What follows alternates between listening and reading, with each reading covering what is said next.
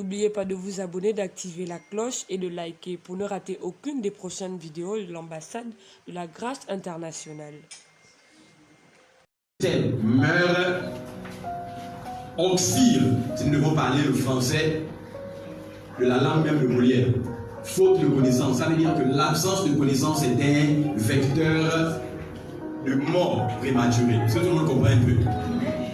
La raison pour laquelle nous ne mettons pas l'accent sur les dons, les guérisons, les miracles, le discernement des esprits, les prophéties, les paroles de connaissance, la diversité des langues, l'interprétation des langues, les 9 dons de l'esprit qu'on appelle encore les 9 charismes. Mais nous mettons l'accent, non pas également sur les 9 caractères, selon Galates chapitre 5 à partir du verset 22, mais nous mettons l'accent sur la parole, c'est parce que la parole vous confère la véritable délivrance. Somme 82, 6 dit, n'ai-je pas dit que vous êtes des dieux, cependant vous mourrez comme des hommes ordinaires à cause de votre ignorance. Donc l'ignorance peut faire que quelqu'un meure prématurément. Notifions aux éditeurs qu'il y a deux types de mort. Il y a la mort naturelle, laquelle s'ensuit après que vous ayez atteint le nombre d'années prédéfinies par Dieu pour vous sur la terre. Et il y a la mort prématurée, qui est la mort qui s'ensuit après que vous n'ayez pas atteint, qui est la mort qui augure avant que vous n'ayez atteint le nombre d'années prédéfinies par Dieu pour vous sur la terre.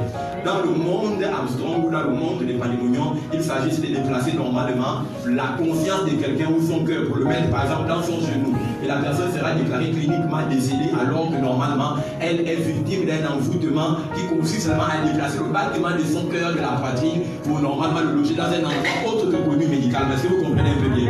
Donc c'est toutes ces ruses-là. C'est pourquoi la Bible dit que Luc chapitre 10 verset 19, nous ne combattons pas. Dieu nous a donné le pouvoir de marcher sur les serpents, les scorpions, sur toute la puissance du et rien ne pourra nous. Dans certaines versions dit, nous a donné le pouvoir de marcher sur les serpents, les scorpions et sur toutes les ruses du et rien ne pourra vous nuire.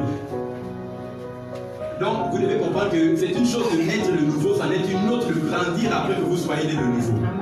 Et le diable va beaucoup utiliser les ruses. Luc 10, 19, il nous a donné le pouvoir de marcher sur les serpents, les scorpions et sur toutes les ruses. Le disait que ce qui rend un serpent dangereux, c'est la morsure de ce qui inocule un venin en vous.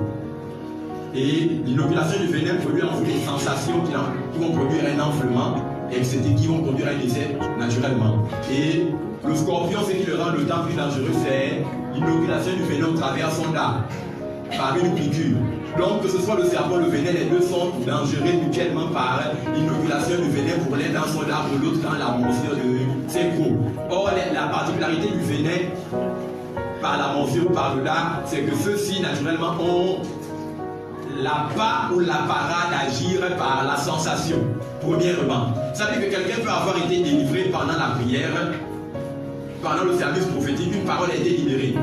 Une proclamation, une déclaration de foi a été libérée. Mais là où Satan s'attendra à vous faire comprendre que rien ne s'est passé dans votre vie, c'est par le fait que vous ressentez toujours les séquelles de ce qui étaient normalement les symptômes que vous faisiez d'une maladie auparavant.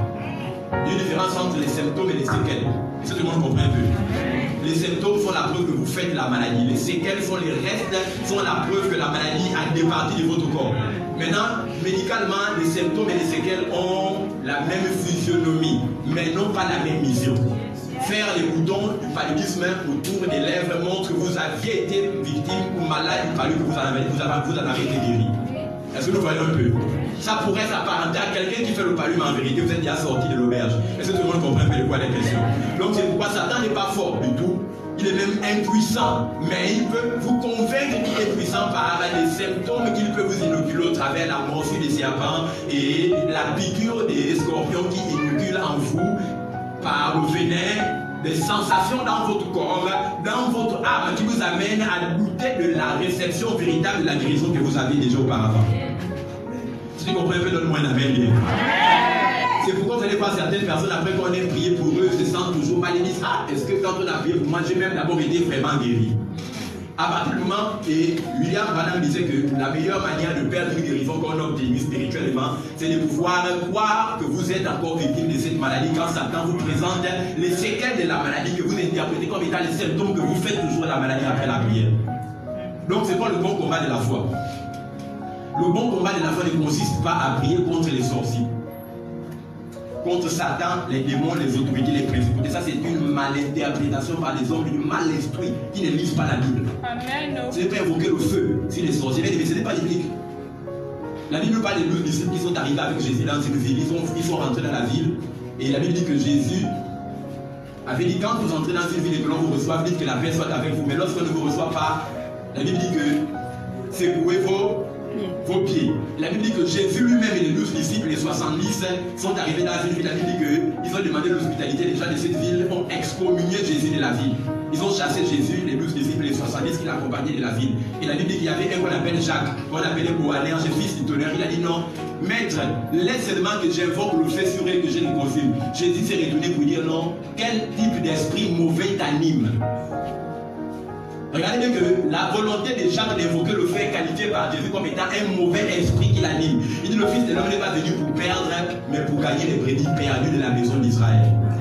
Donc invoquer le feu sur quelqu'un, même s'il était un sorcier. C'est une pratique que Jésus qualifie d'un esprit mauvais qui vous anime. Ce n'est pas biblique. C'est une pratique ancienne testamentaire qu'Élie a fait lorsqu'il a égorgé les 400 prophètes de Baal. Amen. Mais ce n'est pas une pratique vétéro-testamentaire, donc du Nouveau Testament. Donc, il y avait moi, j'ai grandi dans la parole. Maintenant, je vais parler de la dernière fois des effets de la justice. J'ai parlé des effets de la justice. Quels sont les effets de la justice? Je commence par l'enseignement. Nous avons dit que pourquoi Jésus est-il mort? Primo, il est mort pour vous délivrer de la nature du et des effets négatifs de cette nature. Et j'ai dit que la nouvelle naissance, c'est le retour de l'Esprit de Dieu dans le cœur de l'homme. Or, la mort spirituelle, c'est la déconnexion de l'Esprit de l'homme avec Dieu. Amen. La nouvelle naissance également est titrée dans la Bible comme étant la repentance. Or, quand vous prenez le mot repentance, vous allez vous rendre compte qu'il y a un préfixe re, il y a un radical pente et il y a un suffixe entance. Amen. La repentance, mot prêché dans l'ensemble des églises pentecôtistes et charismatiques et réveils, mais qui n'a pas tout son sens en étymologie dans la définition. Parce que quand vous prenez repentance en sigle, préfixe, radical et suffixe, vous rentrez compte autant pour moi que la repentance alors veut dire remonter la pente de laquelle Adam et Ève avaient chuté pour retrouver la position initiale perdue.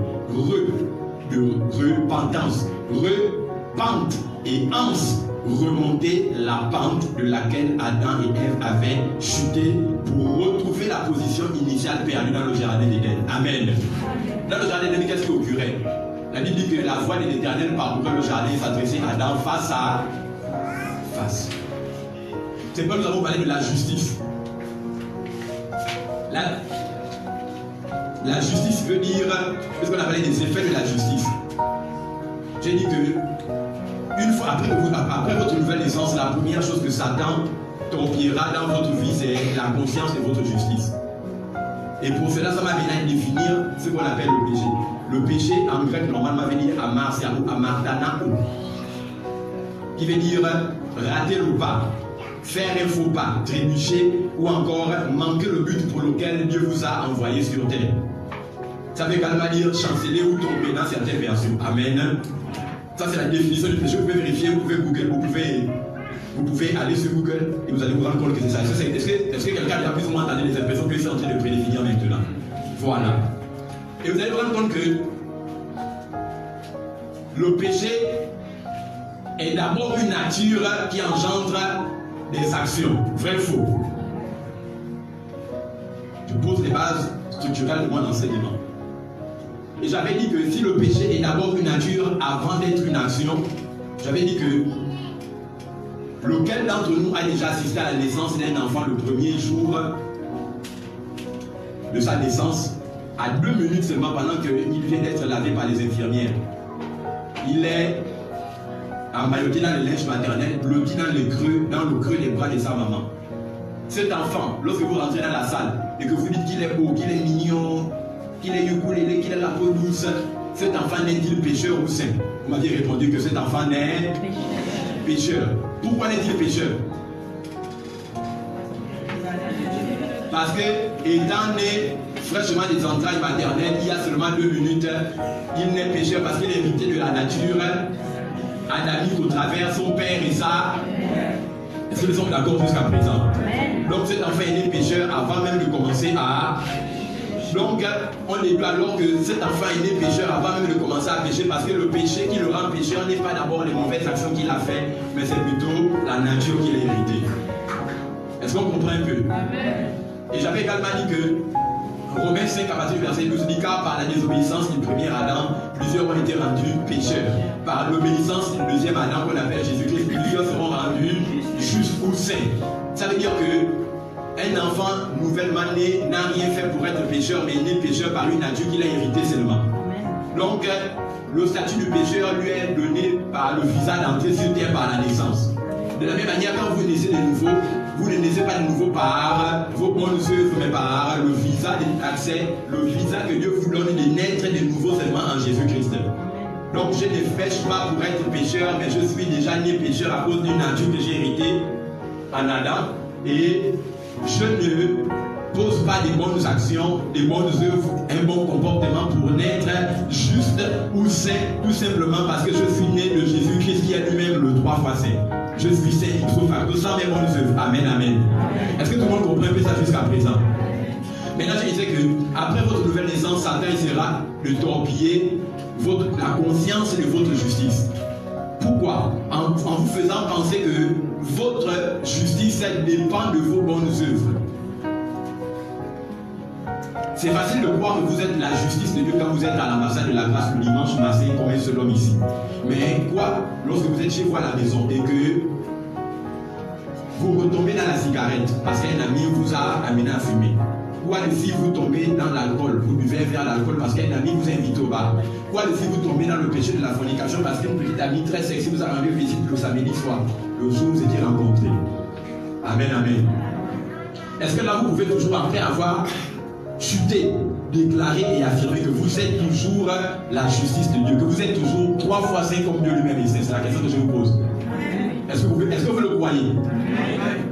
Certains disent que maintenant. Or, si Satan peut arriver à vous convaincre que vous n'êtes pas 3 fois saint, basé sur vos œuvres, alors il a réussi à vous faire douter de votre position de juste. Amen. C'est ça que je peux vous dire. Bien aimé, moi je dois grandir spirituellement. Ésaïe chapitre 54 à partir du verset 14 dit, vous serez établis dans la justice. Et avec moi, établis dans la justice. Ésaïe 54, 14, vous vérifiez. Établir la justice veut dire quoi? J'ai dit dimanche passé, j'ai dit, ça veut dire, avez-vous déjà été à la plage, sur le rivage de la côte, et avez-vous déjà pris un bois de bambou et écrit votre nom sur le sable de la mer? Et en contrepartie, vous prenez le même bois de bambou et vous l'écrivez sur du ciment qui durcira avec le temps. Lorsque viendra les eaux de la mer, sur votre nom qui a été écrit via le bois de bambou sur le sable de la mer, qu'est-ce qui va se passer avec votre nom? Votre nom sera arrasé par l'eau de la mer. Mais pour votre nom qui a été écrit via le bois de bambou sur le ciment qui a durci, lorsque viendra la pluie, les marées, les tempêtes, ça restera gravé. Être établi dans la justice selon Isaïe 54, verset 14 veut dire que peu importe les vents, les marées, les tempêtes, peu importe l'action que Satan peut vous amener parce que vous êtes un bébé spirituel à commettre, qu'il soit mal, vous puissiez toujours être ferme, enraciné, ancré dans la compréhension que vous êtes juste, vous êtes la justice de Dieu, vous êtes saint. Amen, amen. Amen. Ok. Le sang de Jésus ne lave pas vos péchés pour les rendre plus propres. Le sang de Jésus lave vos péchés pour les effacer totalement. Amen, amen. Amen. Je réponds, le sang de Jésus ne lave pas vos péchés pour les rendre plus propres. Le sang de Jésus les lave pour les effacer totalement. C'est parce que normalement les frères n'ont pas été anticipants, sinon on pourrait utiliser le tableau pour que je vous fasse une expérience. Ça c'est les haines. Ok, nous allons prendre un texte biblique. Je vais commencer là. Je rentre dans mon message. Ésaïe chapitre 51 à partir du verset 6. Lisons ça ensemble. Ésaïe 51 à partir du verset 9. Autant pour moi. Lisons ça.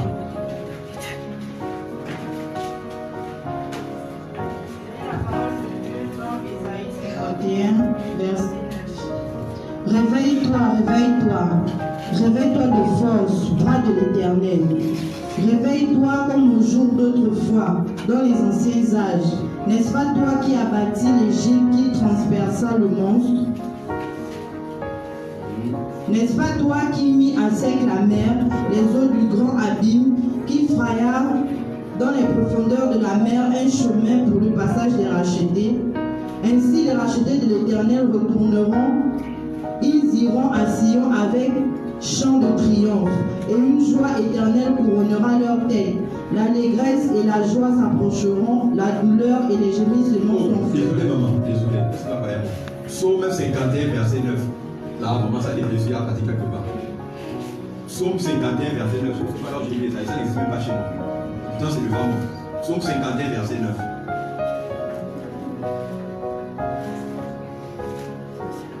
Psaume 51, verset 9.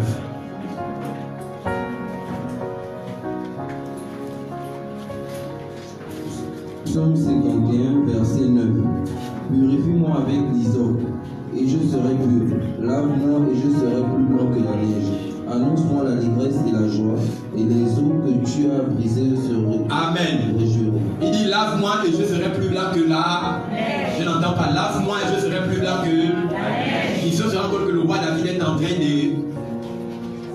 de manifester à l'endroit de Dieu un vœu. Et ce vœu a été exaucé il y a 2000 ans sur la croix de Golgotha.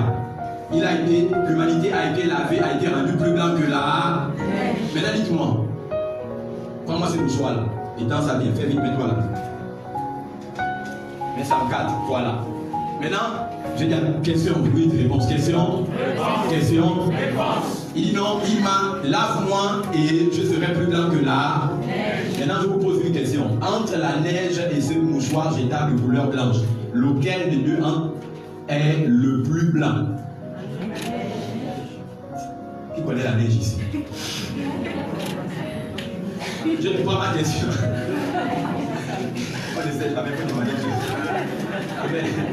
Est-ce que vous avez compris ma question? La Bible dit dans Isaïe chapitre 51 verset 1. C'est Isaïe. Psaume 51 verset 9. Que lave-moi et je serai plus blanc que la. C'était un vœu que Isaïe manifestait. C'était un vœu que David manifestait à l'endroit de ce que Jésus viendrait accomplir pour l'humanité. Or, il y a 2000 ans, cela s'est déjà réalisé. Il est mort sur la croix de Golgotha et son sang a lavé l'humanité et l'a rendu plus blanc que pour ceux qui l'acceptent comme sauveur, Seigneur personnel. Amen. Amen. Maintenant, ma question était la suivante. Entre la neige et ce mouchoir jetable blanc, lequel des deux est plus blanc? La neige. Si nous sommes d'accord, on donne bien Amen. Amen. Maintenant, la Bible dit que lorsque Jésus t'a lavé par son sang, il t'a rendu plus blanc que la neige. Donc, aux yeux de Dieu, présentement, si tu es né de nouveau, tu es comment?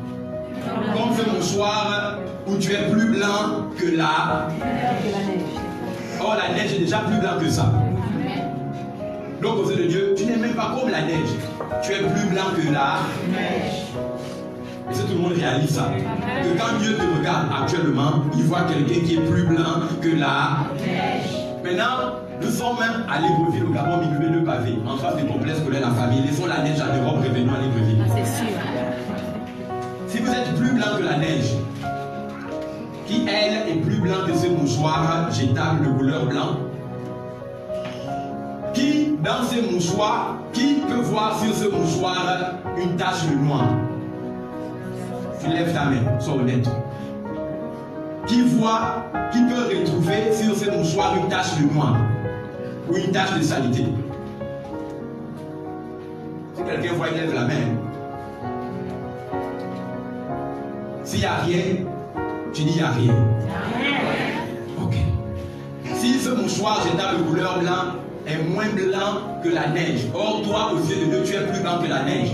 Or, en regardant avec les yeux physiques, ce mouchoir, il est impossible de détecter, de diagnostiquer, de percevoir ou de retrouver du noir. À plus forte raison maintenant, toi, quand Dieu te regarde, peut-il voir du noir en toi? De la même manière qu'il est impossible de trouver du noir sur ce mouchoir blanc, il est impossible que quand les sorciers ou encore les magiciens, les féticheurs te regarde, il puisse retrouver le péché et ses conséquences négatives sur toi. C'est impossible. De la même manière dont vous ne pouvez trouver le noir sur un mouchoir blanc, parce qu'il n'en existe pas. Quand Dieu te regarde ou quand le monde spirituel, Satan, la corde et les mondes te regardent, ils ne peuvent voir aucune trace de péché en toi. Le seul problème, c'est toi qui as du mal à te concevoir comme étant plus blanc que la neige à cause de ce que tu viens de faire. Tu comprends que tu as de le Seigneur Jésus. Donc, le problème, ce n'est pas la vision de Dieu à ton endroit, parce qu'il te considère plus blanc que la neige. Amen. Le problème, c'est toi qui as du mal à percevoir les réalités spirituelles profondes de ce que Dieu, par son sacrifice, a accompli sur la croix et comment est-ce qu'il t'a rendu plus blanc que la neige. Maintenant, s'il n'y a pas de tache noire sur ce mouchoir, de la même manière, il n'y a aucune tache noire de ta vie passée qui soit traçable dans ta vie présente. 2 Corinthiens 5, 17, ici, quelqu'un est en Christ, il est une nouvelle. Les choses anciennes sont passées. Voici toutes choses sont devenues nouvelles. Ce mouchoir est un mouchoir jetable nouveau. Lorsqu'on le regarde, on ne voit aucune tache de son passé. De la même manière, quand vous êtes né de nouveau, vous êtes une nouvelle création. Amen. En qualité de nouvelle créature, vous n'avez pas de passé. Amen. Amen. Amen. Amen. Frère, la justice, c'est la blancheur que Dieu a imprimée dans ces mouchoirs. La justice, c'est la blancheur que le fabricant a imprimée dans ses mouchoirs. C'est ça, justice. Ce n'est pas la vôtre. C'est ça, justice. Dieu voit ton âme présentement comme ça. Lorsque tu mens, lorsque tu voles, lorsque tu critiques, lorsque tu calomnies, ceci, on appelle ça les œuvres de la chair, selon Galates chapitre 5, verset 16. C'est les œuvres de la chair. Or, la chair et l'âme, est-ce que c'est la même chose? Ça veut dire que ce que tu fais, les mauvaises actions, le mauvais comportement, la mauvaise attitude que tu as encore en tant que chrétien, hein, ça se fait dans ta chair. Ça se fait dans ta chair et ta chair ne peut pas imprimer ses fautes dans ton âme. Pourquoi? Parce qu'il n'y a pas de rapport entre l'âme et la chair. Dieu te voit saint, irrépréhensible, sans tache, ni ride, ni rien de semblable. Il faut que tu acceptes ça. Il faut que tu acceptes ça. C'est bon, frère, tu peux t'asseoir. C'est la première chose. Être justifié également veut dire être déclaré non coupable des accusations dont Satan faisait peser contre nous devant Dieu. Être justifié veut dire être déclaré non coupable des accusations que Satan faisait peser contre vous vis-à-vis de Dieu. Si quelqu'un est déclaré non coupable par la loi, qu'est-ce qu'il devient quoi? Il devient... Ok. Si quelqu'un est déclaré non coupable par la loi, il devient quoi? Il est innocenté. Et s'il est innocent, il n'y a plus de tâches ni de péché pour lequel normalement il était traduit devant une juridiction présente en lui. Amen, amen. Ça veut dire que quelqu'un a payé le prix sur la croix pour ton péché. Si vous allez à Molo et vous faites des achats d'une valeur de 545 000 et lorsque vous arrivez au guichet, un monsieur vous reconnaît et vous aborde. Est-ce que vous n'êtes pas le MV émérite? Oui, c'est bien de dire moi, vous n'avez pas appris au CS Raymond Bouka dans les années 2003, 2004. Oui, c'est bien de dire moi. Mais c'est moi ton ancien collègue, Jean-Baptiste. Oh Jean-Baptiste, comment tu vas? Oh, ça va bien. Oh, Emery, oh, ça va bien. Nous échangeons des civilités. Et au moment de payer à la caisse, lorsque je vais payer, il dit, mais laisse. Moi, j'ai une carte qui me permet de pouvoir prendre soin de tous mes besoins d'Angoulou. Je suis ambassadeur plénipotentiaire du Gabon, normalement en Arabie Saoudite. Je suis là pour les vacances. Donc, en tant qu'ambassadeur, nous avons une carte qui nous permet de pouvoir prendre tous nos besoins. Combien fait des achats? 545 000. Bon, moi, ça fait 8 millions. Bon, il tend la caisse à la caissière. Hein, on calcule en même temps et tout, et c'est payé. Lorsque c'est payé, il a payé pour vous, vrai ou faux? Une fois que vous sortez du magasin, est-ce que vous allez revenir pour dire, quand il a payé pour moi, il voulait montrer qu'il a l'argent? Je n'en sais pas ça. Moi, il faut aller payer une deuxième fois pour dire que quelqu'un a déjà payé. Qui peut faire ça parmi vous ici? Pourquoi? Parce que si quelqu'un a déjà payé le prix pour vous, ce serait stupide de venir payer une deuxième fois le prix à sa place.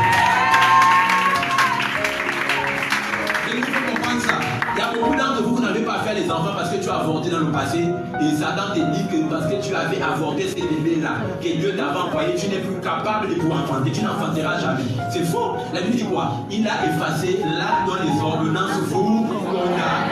Il a effacé, effacer veut dire il a laissé ou bien il a effacé. S'il a effacé, est-ce que Dieu lui-même est capable de voir ça? Qui a effacé? Qui a effacé? C'est Dieu qui a effacé. Si Dieu a effacé l'acte dont les ordonnances vous condamnent, ça veut dire qu'il n'est plus capable de voir même ton péché. Et ce que Dieu ne voit pas, Satan ne peut même pas le regarder. Et ça, tu comprends un peu. Là où tu es là, si tu es justifié, si tu acceptes que tu es justifié, bien aimé, tous tes actes passés sont passés. Quand Satan regarde en toi, bien aimé, il ne voit rien. La seule chose que tu peux donner comme élément de réponse à Satan par rapport à ta vie, c'est les confessions que toi-même tu fais. Le diable n'est pas omnipotent, omniprésent, omniscient. Ça veut dire qu'il n'est pas partout, il ne peut pas être partout à la fois. Mais il ne peut connaître que la vie d'un chrétien est de nouveau au travers des confessions que toi-même tu fais. Quand tu viens à l'église avant la prière, tu dis pardonne-nous pauvres pécheurs, ou pardonne-moi pauvre pécheur, il sait que tu te reconnais encore comme pécheur.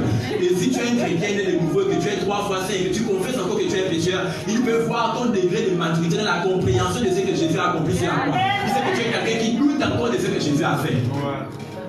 Bien aimé, tu n'es pas, ne laisse pas ton mauvais comportement, ta mauvaise conduite, ton mauvais caractère définir ton identité en Christ. Mais laisse ton identité en Christ définir ton comportement, ton caractère et ta conduite.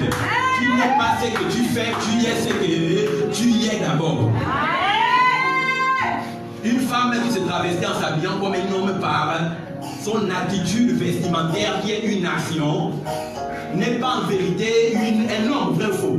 Ça veut dire que sa mauvaise action ne change pas sa nature féminine.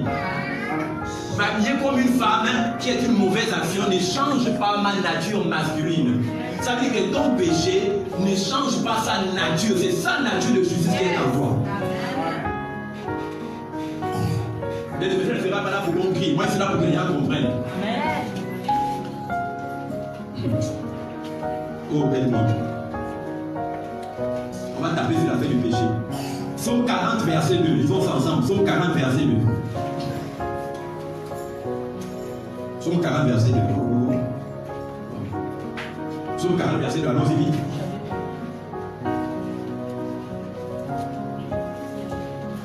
Psaume 40, verset 2. C'est plus lent.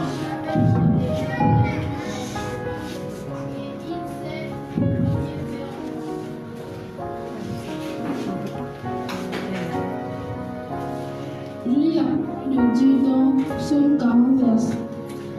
J'avais mis en l'Éternel mon espérance, et il s'est incliné vers moi, et il a écouté mes cris. Il m'a retiré de la fosse, des destructions, du fond et de la boue. Il a adressé mes pieds sous le roc, il a affermi mes pas, il a mis ma bouche un cantique nouveau. Notre Dieu, beaucoup l'ont vu et ont eu de la crainte, et ils se sont confiés en l'Éternel. Psaume 40, verset 2.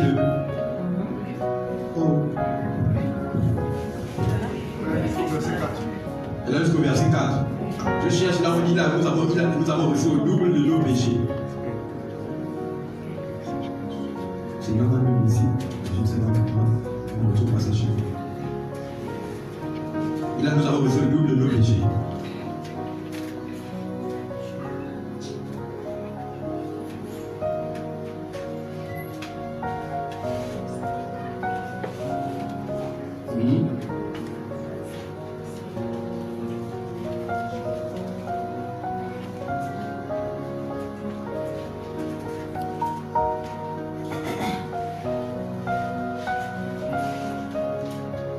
Vous ne voyez pas.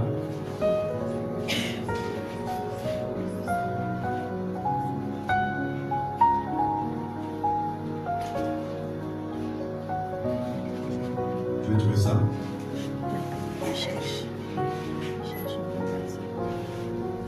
D'accord. Je ne comprends pas. Oh, mais qu'est-ce que c'est que ça? C'est Isaïe 40, verset 2. Je ne comprends pas. Qu'est-ce qu'on a parlé aujourd'hui?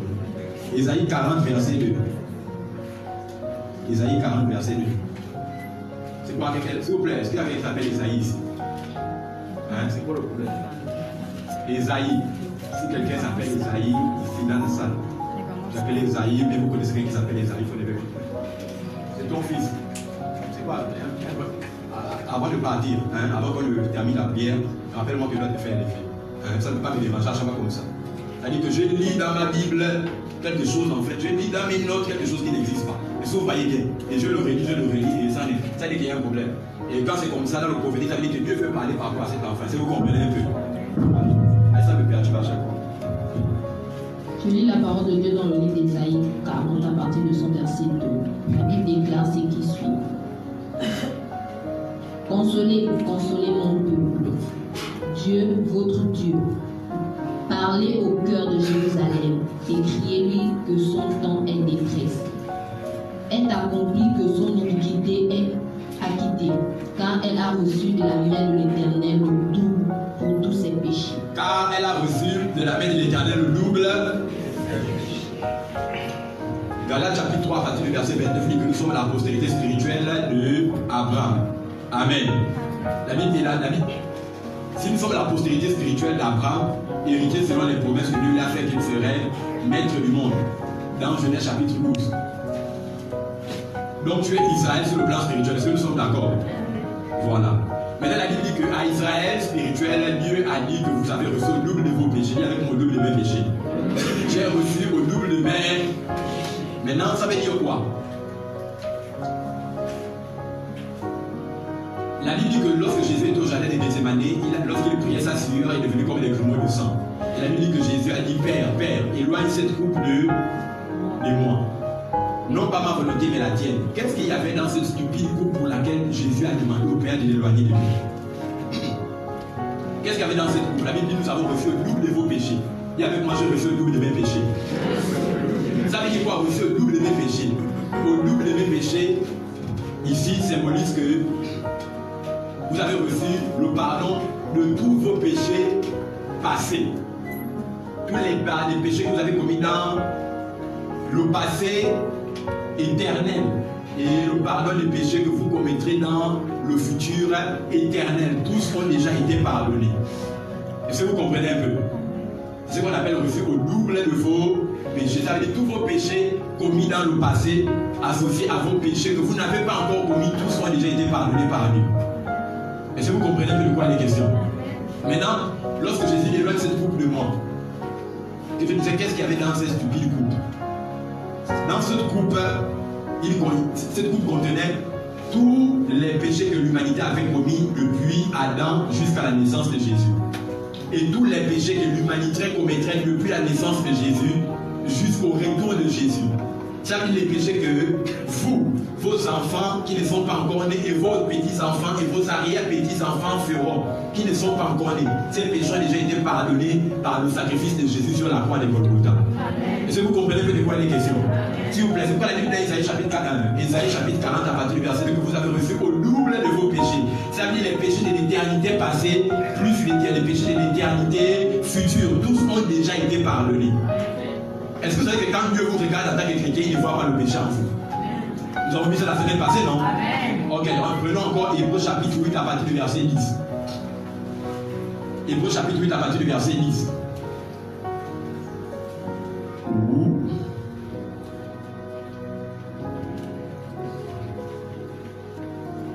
Hébreux chapitre 8, verset 10.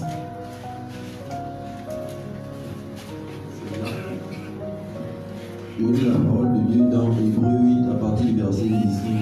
Mais voici l'alliance que je ferai avec la maison d'Israël. Après ces jours-là, dit le Seigneur, je mettrai mes lois dans leur cœur.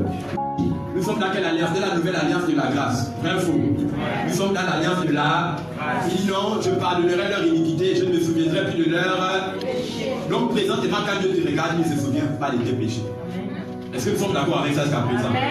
Il ne se souvient pas de tes péchés. Et avec moi, Dieu ne se souvient pas de mes péchés. Ça veut dire alors que tout homme de Dieu qui vient te donner une prophétie sur laquelle Satan bloque ton mariage, parce que tu as été infidèle dans ton précédent mariage, ça veut dire qu'alors que si Dieu ne se souvient pas de ton péché, la Bible dit dans Jérémie chapitre 31 à partir du verset 29 que les pères ont mangé les raisins et ce sont les dents des enfants qui ont été agacés. Il n'y aura plus en Israël.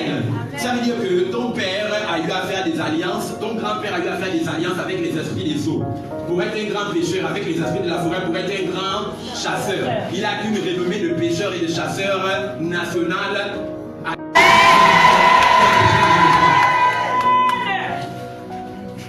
Amen.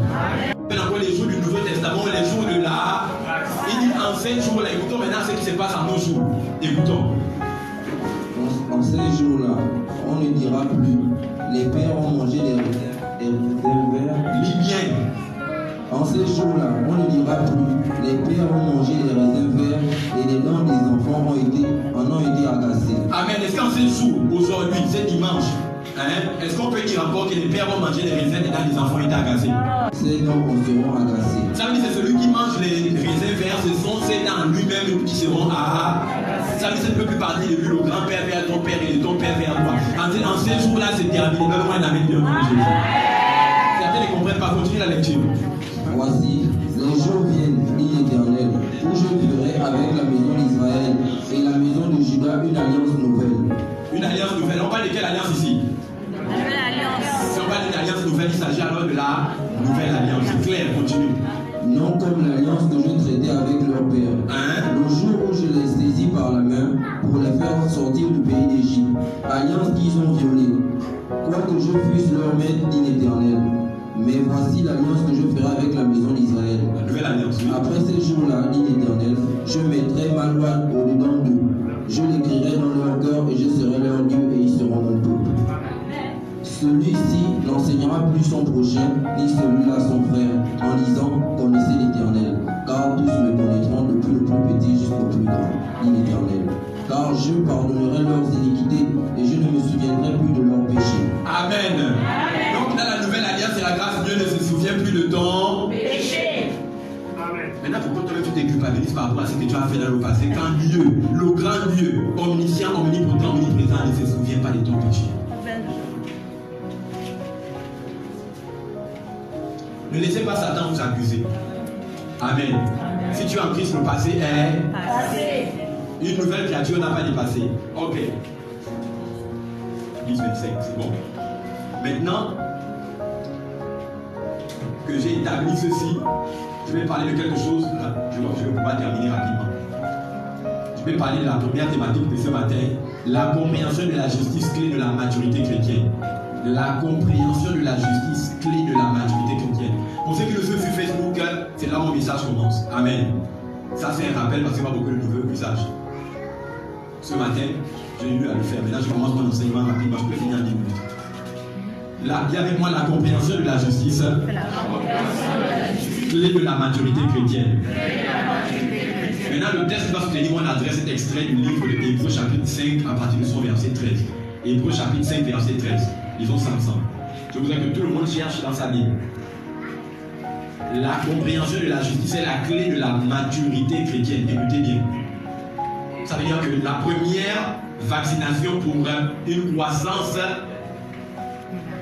de votre vie spirituelle commence ce matin. Ça, c'est la première dose de vaccination. Amen. Lisons ça ensemble. Écoutons bien. Hébreux 5, verset 13. Or, quiconque en est au lait n'a pas l'expérience de la parole de justice, car il est un enfant. Amen. On dit quoi? Que quiconque est au lait n'a pas l'expérience de la parole de justice, car il est un... Qu'est-ce que ça veut dire, frère? Avec les lunettes, oui. Ça veut dire quoi? Quiconque est au lait n'a pas l'expérience de la parole de justice, est un enfant. Qu'est-ce que ça veut dire trivialement? En français simple. Je suis dans le modèle d'un enseignant. Ça veut dire que je vais interagir avec certains d'entre vous en quelque sorte. Quiconque est au lait n'a pas l'expérience de la doctrine de la justice, car il est un enfant. Ça veut dire quoi? Bon, peut-être que je vais spécifier. Il existe 4 niveaux de parole dans la vie chrétienne. Il y a le lait spirituel de la parole de Dieu, il y a la nourriture solide et il y a le miel qui est la puissance du siècle à venir. Est-ce que vous comprenez maintenant? Maintenant, les 4 niveaux de parole correspondent aux 4 dimensions d'onction. Ézéchiel chapitre 37 à partir du verset 1er. L'eau aux chevilles, l'eau aux genoux, l'eau aux reins et l'eau au niveau de la poitrine, là où vous ne pouvez plus vous embrasser en eau profonde, vous devriez nager. Lesquels également représentent les 4 côtés de la croix. Amen. Le septentrion, le midi, l'Orient, l'Occident. Excusez-moi. Lesquels également représentent les 4 évangiles qui présentent pour Matthieu Jésus comme étant le soleil de justice. Or, quand vous regardez le soleil au zénith, vous allez vous rendre compte que le soleil avec ses rayons ressemble à la tête d'un lion avec sa crinière. Vrai ou faux? Ouais. Le livre de Marc qui présente Jésus comme étant l'agneau. C'est Jésus dans sa dimension sacerdotale.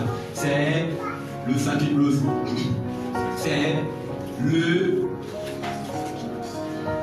C'est le sacrificateur s'offrant en sacrifice pour l'expiation des péchés de son peuple. Ça représente également un bœuf dans certaines versions.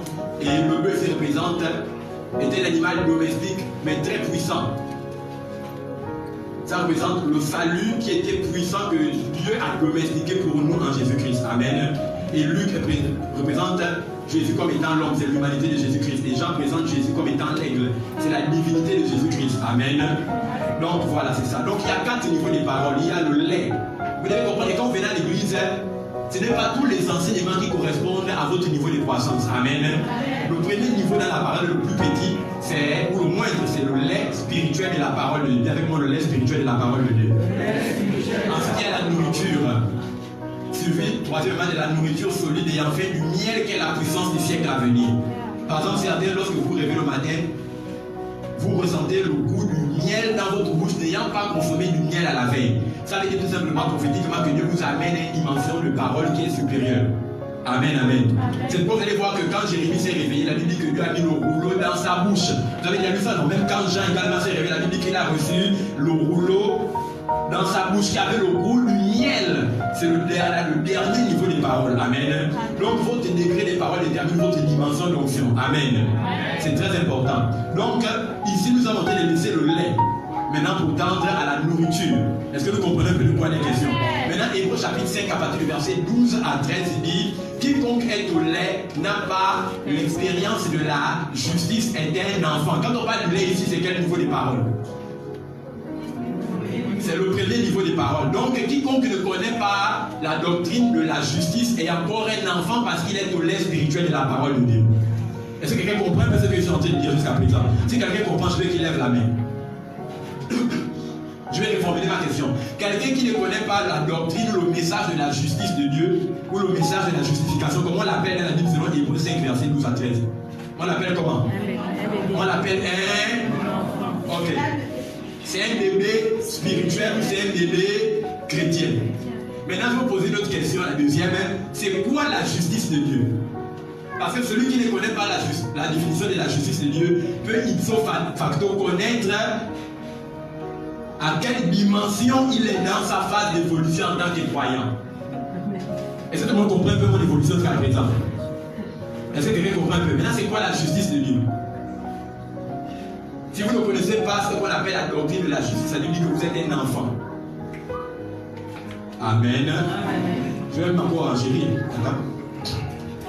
Je vais trouver ça rapidement. Prenons Hébreux 5, 12, 13. Si je ne me trompe pas. Hébreux 5, 12, 13. Disons ça. Hébreux 5, à partir du verset 12. Vous, en effet, qui depuis longtemps devriez être des maîtres, vous avez encore besoin qu'on vous enseigne les premiers rudiments des oracles de Dieu. Amen. C'est quoi les premiers rudiments des oracles de Dieu? Quand on dit les premiers rudiments, ça veut dire quoi? L'ABC, l'alphabet, les fondamentaux, les choses basiques. C'est la base en fait du christianisme. On dit donc quelqu'un peut être né de nouveau depuis une très longue période de temps et appartenir à une église. Lui qui devrait être un maître, il est encore au plus petit niveau, au BAB, à l'ABC, au BABA, aux rudimentaux, aux principes élémentaires de la parole de Dieu. Amen. Est-ce qu'on comprend un peu? Maintenant, on va savoir qui parmi nous est à ce niveau-là, à ce stade de croissance. Est-ce qu'on voit que c'est dans la Bible ce que nous sommes en train de dire? Ça veut dire que si vous ne connaissez pas ce qu'on appelle la doctrine de la justice de Dieu ou la doctrine de la justification, peu importe combien vous pouvez voir, prophétiser, guérir les malades, être bishop, archibishop, évêque, pape, vous êtes un bébé spirituel. Donne-moi un amen bien. Amen. C'est pourquoi je parle de croissance. On va maintenant laisser le lait. Et on va voir quels sont les enseignements qu'on a dans une église qui est le lait. Ok, prenons ça ensemble. Hébreux chapitre 6 à partir du verset 1er. Il faut faire qu'on casse ça en même temps. Amen. Dis avec moi, je dois grandir spirituellement. Satan ne respecte pas le cri du nom de Jésus, quand tu le mentionnes, Satan respecte le degré des paroles qui rentrent en toi. Amen, amen. C'est comme vous allez voir certains, on vient les étouffer dans le sommeil. Ils veulent crier Jésus, la voix ne sort même pas. Pourquoi? Parce qu'à l'intérieur, on les enseigne le lait. On les enseigne le lait. Amen, amen. Quand vous passez du lait à la nourriture, de la nourriture à la nourriture solide, de la nourriture solide, le miel, vous arrivez à un point où, quand quelqu'un vous poursuit dans le rêve, vous vous réveillez en sursaut. Ça fut mon cas auparavant. Je n'ai pas besoin de redormir un autre jour pour rêver le même rêve, pour prendre ma revanche envers celui qui m'a poursuivi. Je retourne dans mon rêve. Amen. Amen. Amen. Amen. Amen. Amen. Amen. Je le pique les la même fois. Amen. Ce n'est pas que j'ai besoin de dormir, bien aimé. Il y a des niveaux. Un être humain ne peut rester pendant 7 jours dans une semaine avec ses chaussettes dans les pieds sans se sentir inconfortable. De la même manière, votre corps est une paire de chaussettes et votre esprit a besoin de sortir des temps. Qui est assez fou parmi nous pour dire que lorsqu'il porte les gants pour faire le lavage des toilettes dans sa maison, qui peut dire que les gants là et tout c'est son corps? Qui peut dire que les gants là c'est moi? Ton corps n'est pas toi, ton corps c'est les gants qui portent ton esprit. De la même manière que quand tu as fini un travail, tu balances les gants. De la même manière, à un certain moment, ton veut se détendre, tu laisses le corps. Je suis désolé, je n'enseigne rien d'autre que la parole. Dans le Bible, il y avait un homme appelé Élie le prophète que l'esprit de l'Éternel enlevait de temps en temps d'un lieu pour le déposer sur les montagnes. À tel point que quand les fils des prophètes ont dit est-ce que Élisée, sais-tu que ton maître doit être enlevé aujourd'hui? Il a dit je le sais. Et un autre a dit non, c'est comme l'habitude, l'esprit l'enlève de son corps et va le déposer quelquefois sur les montagnes éloignées, en Samarie et dans les autres villes. Ça veut dire quoi? Que quand un moment il pouvait. Après la résurrection, Jésus est rentré dans la salle, dans la chambre, là où il y avait des cendres en train de prier. Il est passé par où? La Bible dit qu'il est passé par le mur. Par le mur. Jésus a parlé après la résurrection 40 endroits, 40 fois, dans la même heure, la même minute, la même seconde, le même tiers. Est-ce que vous comprenez un peu bien? C'est la Bible que nous tous sommes lus. C'est la Bible que nous tous sommes lus. Il a parlé à 40 endroits différents au même moment.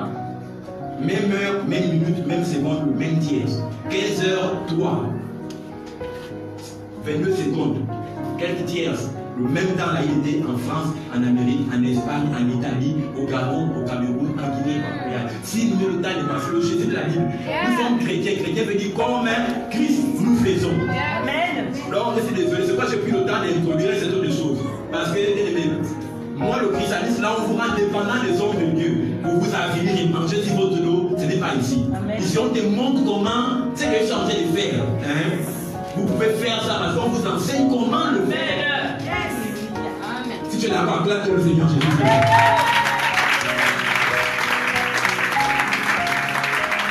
Je vais donner ce petit témoignage.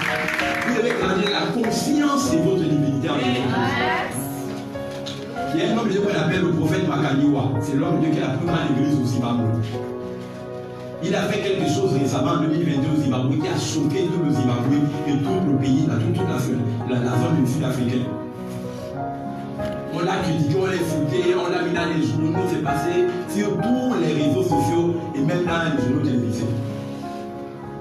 Il a prié pour une femme à l'église. Lors d'un culte dimanche suivi sur internet comme ça, il filmait à la télévision nationale. Et pendant qu'il priait pour cette femme, il a dit à cette femme, tu es stérile, mais tu vas tomber enceinte, tu tombes enceinte aujourd'hui à l'église et tu accouches dans 3 jours. Mercredi, soit 3 jours après le dimanche, la femme a donné naissance à un bébé. Les gens disent non, ça c'est l'enfant, c'est l'antichrist qui vient de naître. Il a dit c'est un enfant en parfaite santé et un enfant sain, donné par le Saint-Esprit. Et on l'a questionné sur la première chaîne zimbabwéenne, comment est-il possible que la femme soit tombée enceinte à l'église par la parole et que le bébé naquisse 3 jours après le dimanche. Il a dit non, montrez-moi dans la Bible un seul passage qui dit que la grossesse va durer 9 mois. Il pose la question, montrez-moi là où c'est écrit.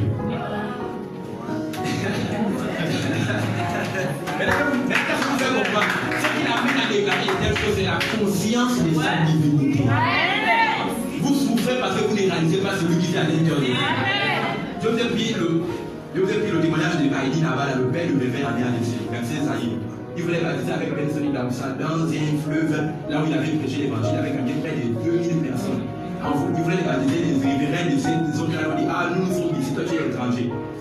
Il y a les crocodiles, les caïmans en abondance ici, les malheureux qui viennent se laver quand ils n'ont pas d'informations, sont broyés, tués par les crocodiles. Il a dit, est-ce que c'est les crocodiles et les caïmans qui vont m'empêcher moi d'accomplir la volonté de Dieu par rapport au baptême? Il est rentré, il a levé ses vêtements, il a sauté dans le fleuve. Il a dit, tout crocodile et caïmans, il faut écouter moi maintenant. Allez-y sur le rivage parce que j'ai besoin de baptiser. Yes. Tous les crocodiles et les caïmans sont allés se mettre de l'autre côté du rivage là où il y avait. Il a dit maintenant le fleuve est vide. Vous pouvez descendre, il a baptisé 2000 personnes. Il n'y a pas eu seul mort. Un homme conscient de son identité. Regardez ce qu'il a été capable de faire. Amen, amen. Bien aimé, ce matin, tu reçois une décharge. Tu fais tout opérer à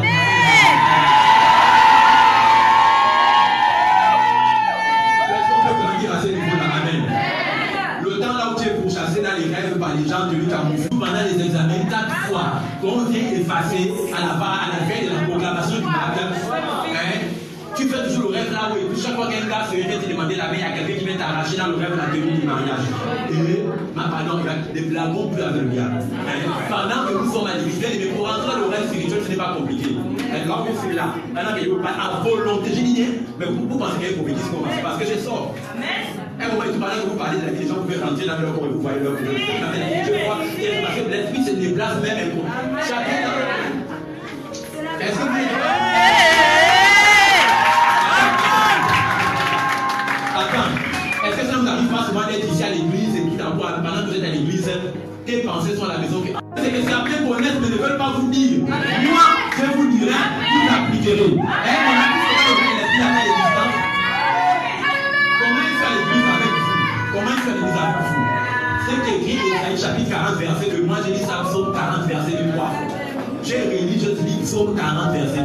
Et au moment, puisque mon esprit est en alerte, je comprends que j'ai dit ça 3 fois, psaume 40, verset 2. Or, c'est écrit moi seulement Ésaïe 40, verset 2. Je comprends que Dieu ne veut pas dire qu'il a encore le pouvoir d'agir. Jésus n'est plus le roi des rois. Actuellement, il est souverain sacrificateur selon l'ordre de Melchisedec.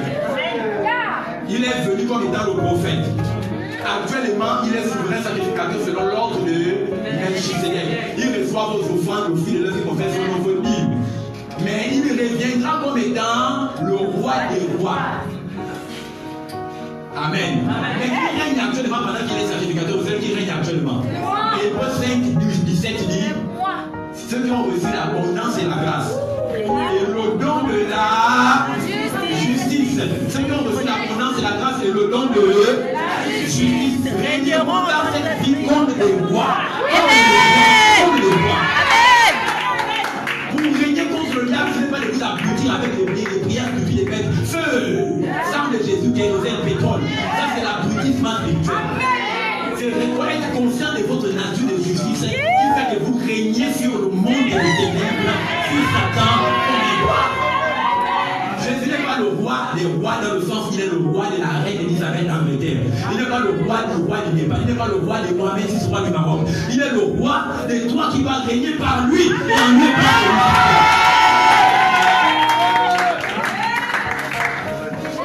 Laisse-moi, on va conclure. Tu vas acclamer au Seigneur Jésus.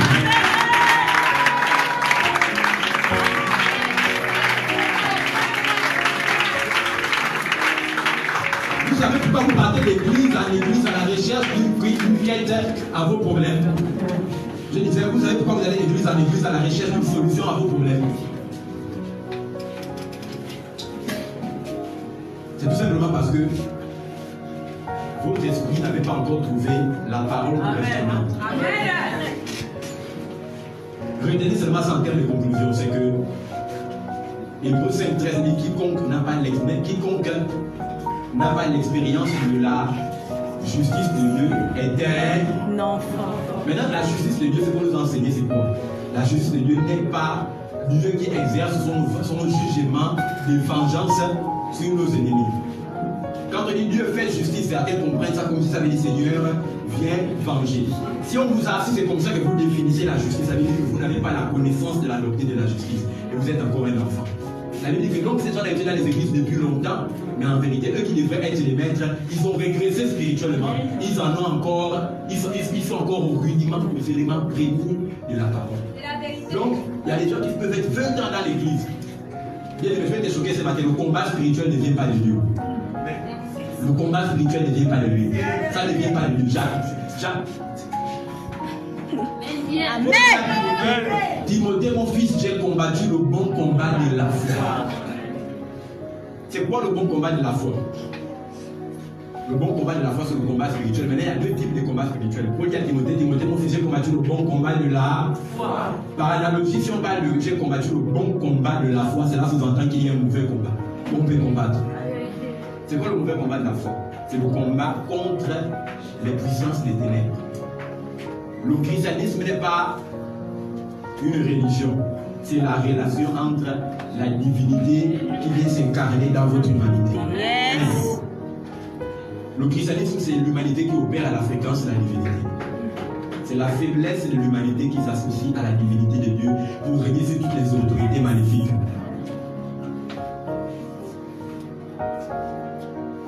Le mauvais combat de la foi, c'est le combat spirituel tel qu'on le dit, que nous luttons contre les anges déchus. Je vais vous choquer. Un ange déchu n'est pas un démon. Est-ce que vous connaissez ça? Il y a des gens qui enseignent, qui me regardent à la télévision, hein, ils enseignent de la merde dans les assemblées. Est-ce que vous savez qu'un ange déchu n'est pas un démon? Qui a déjà entendu ça avant ici? Tu lèves la main. Qui n'a jamais entendu ça? Un ange déchu n'est pas un démon. On laisse ou bien on explique? On explique. Si je dis qu'on explique, lève la main. Un ange déchu n'est pas un démon. Un ange déchu fait partie des 1 tiers des anges rebelles qui ont chuté avec le diable. Dans Apocalypse plus 7, il y a dans le ciel, Michel, ses anges combattu le dragon, le serpent ancien, combattu le ciel, ne fut plus trouver sa place. Il fut précipité dans les lieux qui parlent que là. Malheur à la terre et à la mer, car le diable les avait avec une grande colère, sachant que le reste plus. Ça, c'est les anges déchus. Les anges déchus, on les retrouve également dans Genèse chapitre 6. Elle dit que les fils de Dieu virent que les filles des hommes étaient belles et ils vinrent les connus. Connus en avenir, ils viennent les violenter ou les violer. Vous avez déjà vu ça dans la Bible, non? Oui. Il avait dit que le produit de l'union entre ces anges-là, qui étaient quoi? Les fils de Dieu qui étaient des anges célestes, qui ont connu, donc qui ont violé les femmes et les hommes, les filles des hommes qui étaient belles, a été les géants de la mythologie grecque et égyptienne. Vous avez déjà entendu ça, non? Oui. Et le produit de l'union entre ces anges déchus et les filles des hommes était qu'ils ont engendré les géants et les géantes. Et ces géants et ces géantes ont fait prospérer le mal sur terre. Par eux que Dieu, pour conserver, pour éradiquer cette race impure qu'on appelle la sémence du serpent. Bien-aimé, le fruit de l'arbre de la connaissance du bien et du mal n'est pas manger la pomme. Et les églises là où on dit aux gens, il ne faut pas manger la pomme. Parce que quand tu manges la pomme, tu te remémores ce qui allait, elles vont faire dans le jardin des zombies. Hé, Kata, c'est quel degré d'ignorance? Bien-aimé, le pasteur Wembe Emery est le fruit de l'union entre Wembe, Raymond et Mugabe Bernadette. Yes. Je suis le fruit de leur union. Le fruit de l'arbre de la connaissance du bien et du mal se trouvait au milieu du jardin. Or, le livre des Cantiques et des Cantiques dit que l'organe reproducteur d'une femme est son jardin. Le fruit de l'arbre de la connaissance du bien et du mal se trouvait au milieu du jardin. Nous sommes dans une assemblée mixte composée d'hommes et de femmes adultes au milieu du jardin. C'est pourquoi la Bible dit que Ève vu que le fruit était bon à manger et agréable à la vue. Elle en mangeant et elle a donné à son mari. C'est le serpent qui en a donné à manger à Ève et Ève en a donné à manger à son mari. Elle lui dit que Ève eut 2 enfants. Le premier enfant était Abel, à Caïn, qu'on appelait la sémence du serpent. C'est dans la Bible, c'est pas moi qui dis ça. Quand on dit que vous êtes la sémence de votre père, ça veut dire quoi? Vous êtes l'enfant de votre père. Vous êtes l'enfant de votre père. Merci beaucoup. Merci beaucoup. Le fruit de l'arbre de la connaissance du bien et du mal n'était pas une pomme. C'était le rapport sexuel que Caïn, que ce serpent a fait avec Ève. Et de ce rapport, il y a eu un enfant qui est né, qu'on appelle Caïn. Parce qu'il était la sémence du serpent, il avait les pensées de Satan en lui. Quelles pensées? tuer la race pure de laquelle normalement le Messie sortirait. Abel, c'est pourquoi Caïn va prendre une pierre et il va la briser sur la nuque d'Abel, parce qu'il savait que Abel étant le produit de l'union sexuelle entre Ève et Adam, devait être celui par lequel le Messie pourrait l'être. Donc pour mettre fin à toute possibilité de naissance du Messie, Caïn, la sémence ou la postérité, l'enfant du serpent, va tuer la sémence de Dieu. Et ensuite, la postérité de Caïn va commencer à devenir prééminente sur la planète Terre. Donc, Dieu, quand il va voir ça avec l'union de ces géants, avec l'union de ces anges déchus avec les hommes, avec les filles des hommes, il va avoir les fils des géants. Le produit de cette union va générer les géants de la mythologie grecque. Vous allez Persée, Hercule, Poséidon, Athéna, Asmodée, etc. Apophis, Ra chez les Égyptiens, Isis, tout cela c'est les géants de la mythologie. C'est le produit de l'union sexuelle entre les anges déchus et les filles des hommes. Maintenant, quand Dieu va voir cette race impure-là prospérer et amener le mal dans toute la planète, il va faire descendre le déluge.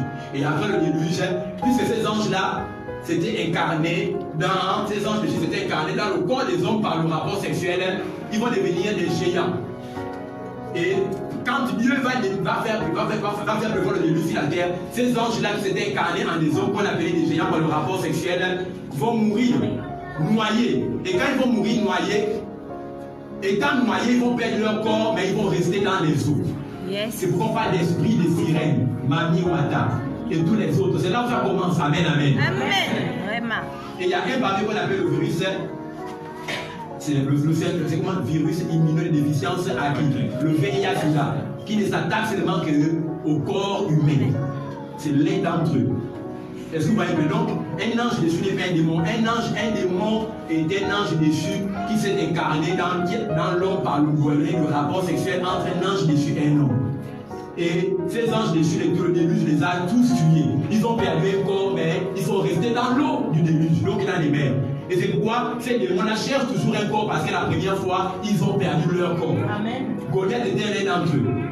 Aujourd'hui, il y a encore cette postérité, il y a deux postérités. Il y a la sémence du serpent. Il y aura une guerre entre la postérité du serpent et la postérité de la femme. La postérité de la femme, c'est vous et moi, nous qui sommes les chrétiens. Amen, amen. Amen. La postérité du serpent, ce sont les géants. Les géants, ils sont plus grands de taille. Ils sont grands dans les plus grands domaines de la vie. C'est des puissants politiciens. C'est des puissants hommes d'affaires. Regardez que tous ceux qui contrôlent le monde du show business aujourd'hui, les têtes, ils sont soit sans père, soit mère ou orphelins de père et de mère. Amen.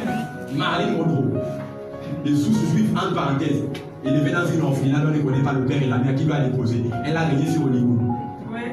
Johnny Hallyday, Bob Marley, on connaît le père, élevé par une mère célibataire. Amen, amen. Tous les géants dans un domaine. Ce n'est plus une question de taille et de corpulence. C'est une question de stature dans un domaine. Yes. Mais ils ne vivent pas longtemps. Ces gens, la plupart du temps. C'est comme il y a des sirènes qui sont mortelles. Une sirène était un ange déchu. Mais une sirène, on peut la retrouver morte au Cap Esterias. Pourquoi? Parce qu'elle est normalement le produit d'un ange déchu et d'un être humain. Elles ont les cheveux avec lesquels on fait vos mèches là. C'est avec ça qu'on fait ça. Amen, amen. Et celles-là peuvent mourir. Pourquoi? Parce qu'elles ont un corps humain. Mais un ange déchu ne meurt pas. Mais un démon est un ange déchu qui a revêtu un corps parce que l'ange déchu s'est accouplé avec une femme. Et ça, tout le monde comprend un peu bien. Donc un démon peut le chasser, mais un ange déchu, tu ne peux pas. C'est les démons qui sont dans le corps des gens. Les anges déchus, la plupart du temps, Dieu les conserve dans le 2e siècle. Ils sont très dangereux. Amen, amen. On va bien expliquer ça. Maintenant, nous allons prier en 2 minutes. J'ai fini. C'est bon. Tu vas dire, Seigneur, fais